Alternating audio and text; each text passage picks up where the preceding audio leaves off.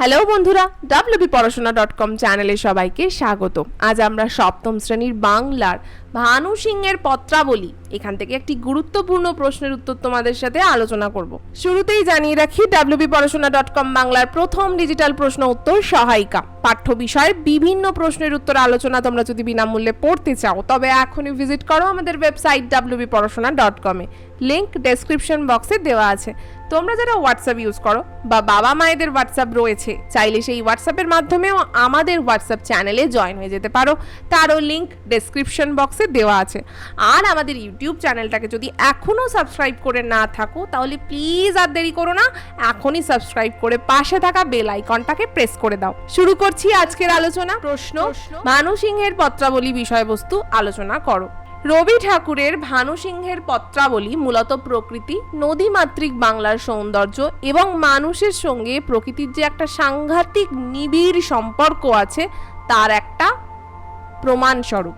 তা নৌকাযোগে আত্রাই নদীতে ভ্রমণের সময় বর্ষাকালের মেঘলা দিনে দেখা প্রকৃতি ও গ্রাম বাংলার জীবন্ত চিত্র, বর্ষার রূপ এবং শহুরে যান্ত্রিকতার বিপরীতে প্রকৃতির প্রশান্তিময় রূপই কিন্তু এর বিষয়বস্তু। অর্থাৎ আমরা যে জগতে আজকাল অভ্যস্ত হয়ে উঠছি, আজকের কথা বলছি না, মানে রবি ঠাকুরের সময়কার কথা বলছি, তখন যে আধুনিক জীবন ছিল, চারিপাশে অনেক গাড়ি ঘোড়া চড়ছে, মানুষ অনেক দ্রুত ছুটছে, এটা আজকের দিনে তো আরো বড় প্রবলেম। তাহলে এই যে জিনিসগুলো দেখছি এটা তো প্রকৃতি নয়, এটা তো ম্যানমেড। তাহলে যেটা প্রকৃতি মা আমাদের দিয়েছে, সুন্দর একটা বর্ষার দিন দিয়েছে, সুন্দর মেঘলা আকাশ দিয়েছে, সুন্দর একটা গ্রাম বাংলার শান্ত স্নিগ্ধ ছবি আমাদের সামনে প্রকৃতি তুলে রেখেছে, কিন্তু সেটা আমরা খুব একটা দেখি না। তাহলে এই বিষয়বস্তুর ওপরেই কিন্তু এই ভানু সিংহের পত্রাবলী নির্মিত। এবার এই গদ্যাংশে আছে দুটো চিঠি। প্রথম চিঠির বিষয় হলো কলকাতার বৃষ্টি। লেখক শান্তিনিকেতনের বৃষ্টির সঙ্গে কলকাতার বৃষ্টির তুলনা করে বোঝাতে চেয়েছেন ইট কাঠের এই শহরে বৃষ্টির কোনো সৌন্দর্যই নেই। মানে ওনার সময়ই নেই, তাহলে আজকে আমাদের সময় কি আছে? কিচ্ছু নেই। মানে চারিপাশে জল, বৃষ্টি হলেই কি দেখি আমরা? ড্রেন উপচে উঠেছে, নোংরা জল চারিদিকে মিশে গেছে, মানুষ মানে রাস্তায় চলাচল করতে পারছে না, বড় বড় ড্রেন খুলে দেওয়া হচ্ছে এবং কিছু ক্ষেত্রে দুর্ঘটনা দেখা যাচ্ছে। এই হচ্ছে কলকাতা বা শহরের বৃষ্টির অবস্থা ভারতবর্ষের নিরিখে। কিন্তু অ্যাকচুয়ালি যে বৃষ্টির সৌন্দর্য সেটা কিন্তু খুব অন্যরকম। মানে একটা মাটির ভেজা গন্ধ, আকাশ একটা সুন্দর মেঘলা, একটা বেশ গ্রে কালারের রূপ ধারণ করে, চারিপাশে খুব মেঘ দেখা যায়, মাঝে মাঝে বাজ পড়ে।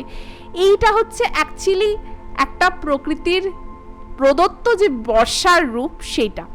এবার শান্তিনিকেতনে এই জিনিসটা অনেকটা বেশি ছিল, আর আজকে যদি বেশি থাকে তো সেই সময় আরও বেশি ছিল। তো শান্তিনিকেতনে বৃষ্টির সময় প্রকৃতির অপরূপ রূপ যেন তার মনে বিভিন্ন গানের জন্ম দিত। কিন্তু শহরের এই সংকীর্ণ স্থানে নববর্ষা নিজেকে যেন প্রকৃতভাবে মেলে ধরারই সুযোগ পেত না। লেখক এটাই আমাদের বলেছেন।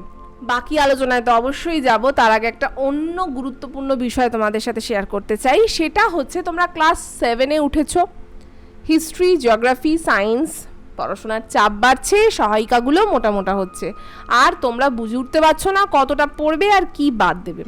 চিন্তার কোনো কারণ নেই, আমরা মানে wpporashona.com তোমাদের জন্য নিয়ে এসেছি two the point ebook series. এখানে থাকছে এই 3টে সাবজেক্টের ওপর একদম সংক্ষিপ্ত আকারে শর্ট নোটস, মানে মাত্র 20 পাতার মধ্যে। ভাবতে পারছো, গোটা সিলেবাস মাত্র 20 পাতায়। তোমরা যদি এই 20টা পাতা ভালো করে পড়ে ফেলো তাহলে কিন্তু পরীক্ষায় প্রশ্নের উত্তর লিখতে আর অসুবিধাই হবে না। কি কি থাকছে প্রত্যেকটা সাবজেক্টের, প্রত্যেকটা অধ্যায়ের সমস্ত ইম্পর্টেন্ট পয়েন্টস আমরা এই ইবুকগুলোতে একত্রিত করেছি। তাই এখনই পারচেস করতে দেখো একটা নাম্বার স্ক্রিনে দেওয়া রয়েছে 9614581033। এই নাম্বারে আমাদের হোয়াটসঅ্যাপ করো, করে লেখো আমি কিনতে চাই to the point ebook series class 7-এর। যে বুকটা কিনতে চাইছো সেই সাবজেক্টের নাম লিখে দাও। যদি তোমরা 3টেই কিনতে চাও সেক্ষেত্রে তোমাদের জন্য থাকছে একটা আকর্ষণীয় অফার। তাই আর দেরি না করে এখনই আমাদের হোয়াটসঅ্যাপ করো। তোমাদের হোয়াটসঅ্যাপ পেলে আমাদের টিম তোমাদের রেসপন্ড করবে, পেমেন্ট পেজ পাঠাবে। সেখানে পেমেন্ট কমপ্লিট করার 24 ঘন্টার মধ্যে এই ইবুকগুলো আমরা তোমাদের হোয়াটসঅ্যাপে পাঠিয়ে দেবো। আরও যদি কিছু জানতে চাও তাহলে ওই একই নাম্বারে সোম থেকে শনি সকাল 11টা থেকে সন্ধ্যে 6টার মধ্যে আমাদের সাথে কন্ট্যাক্ট করতে পারো। ফিরে এলাম আবার আগের আলোচনায়। তাই শান্তিনিকেতনে বর্ষার গান মানিয়ে যায়, কিন্তু কলকাতা শহরে কবির কাছে তা যেন বড়ই বেমানান। এবার দ্বিতীয় চিঠিতে তিনি কি বলছেন? আত্রাই নদীর উপরে বোটে করে ভেসে চলার অভিজ্ঞতা বর্ণনা করা হয়েছে। বর্ষার ঘন মেঘ তখন আকাশকে ঢেকে রেখেছে, ঝোড়ো বাতাস বয়ে যাচ্ছে, মানে ভাবলেই কেমন থ্রিলিং লাগছে। তাহলে রবি ঠাকুর কতটা আনন্দ করতেন সেই সময়। নদী জলে পরিপূর্ণ এবং গ্রামের আঙিনা পর্যন্ত তার বিস্তার। এই সময় বৃষ্টি নামছে, আবার সেই বৃষ্টিতে এসে লাগছে সূর্যের একটা রক্তিম আভা। ভাবো, চোখ বন্ধ করে শোনো, তাহলে দেখবে তোমরাও ইমাজিন করতে পারছো কি অপূর্ব প্রকৃতির রূপ। ঠিক তখনই কবির মনের মধ্যে গান জেগে ওঠে। তবে প্রকৃতি পাগল কবি খাতায় মুখ গুজে গান লেখার বদলে দু চোখ ভরে যেন উপভোগ করেন প্রকৃতির এই বিরাট ঐশ্বর্যকে।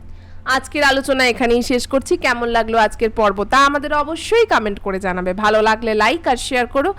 এই ভানু সিংয়ের পত্রাবলী সম্পর্কিত আরও প্রশ্ন উত্তর বিনামূল্যে পড়তে এখনই ভিজিট করো আমাদের ওয়েবসাইট wbporashona.com। এর লিঙ্ক ডেসক্রিপশন বক্সে দেওয়া আছে। এখন থেকে ডেসক্রিপশন বক্সে থাকছে আরও বিভিন্ন পর্বের লিঙ্ক, তোমরা চাইলে সেই পর্বগুলো ওই লিঙ্কের মাধ্যমে শুনে ফেলতে পারো। আজকের মতো এটুকুই, আবার ফিরে আসবো অন্য কোনো দিন অন্য কোনো পর্ব নিয়ে। ততক্ষণ টাটা।